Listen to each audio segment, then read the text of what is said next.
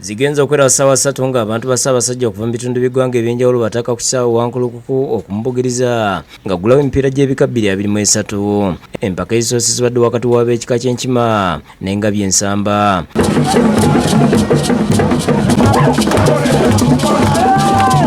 Ebyokwerinda binywezeddwa okwetooloola ekisaawe okwewala bannakigwanyizi nga buli obwedda ayingira asooka kwazibwa. Ku ssaawa 5 ttiimu okuli ey'Engabi Ensamba n'ey'Enkima zituuse. Ku ssaawa 7 Katikkiro Charles Peter Mayiga atuuse nga yaniziddwa ssentebe w'olukiiko olutegesi olw'empaka zino Haji Sulaiman Magala n'abalala n'alamusa ku bataka. Omupiira gw'abakyala gwe gusoose era ng'Enkima eggwangudde.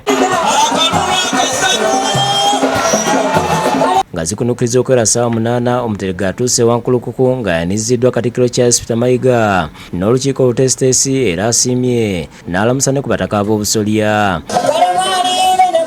Abataka bajjajjaffe ab'obusolya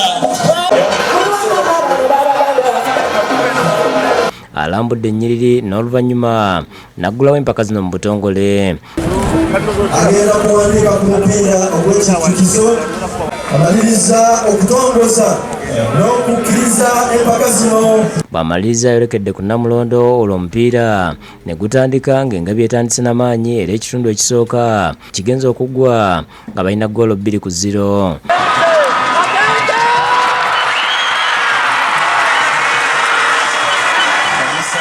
Mu kitundu ekyokubiri n'ab'Enkima bakubye ggoolo yaabwe esoose era guwedde nga ab'Engabi Ensamba bagwangudde ku ggoolo 3-1.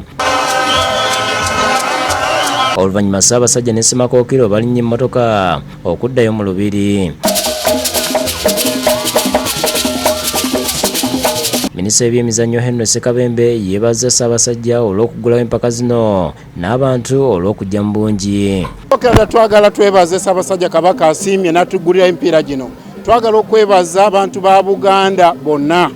Tulabye nga bavuddeyo mu myaka gyonna egy'enjawulo. Akunze ebika byonna okweteekateeka obulungi okulaba nga bajja ekitiibwa ky'empaka zino era n'ayozaayoza ab'Engabi Ensamba. Njagala okumaliza nga nkunga ebika byonna nti tutandise olwaleero mweteeketeeke bulungi muzimbire ddala okuviira ddala munda wansi mu bika byammwe tulabe nti tulifuna finals etuukana n'omutindo.